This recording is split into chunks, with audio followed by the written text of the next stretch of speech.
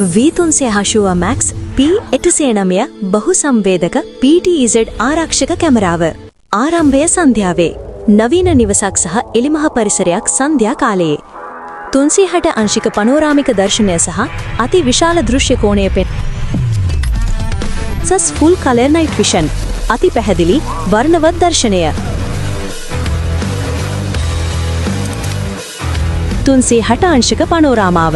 වම් ලෙන්ස්, මැද ලෙන්ස්, දකුණු ලෙන්ස් පැහැදිලිව පෙන්වන්න. AI බුද්ධිමත් විශේෂාංග.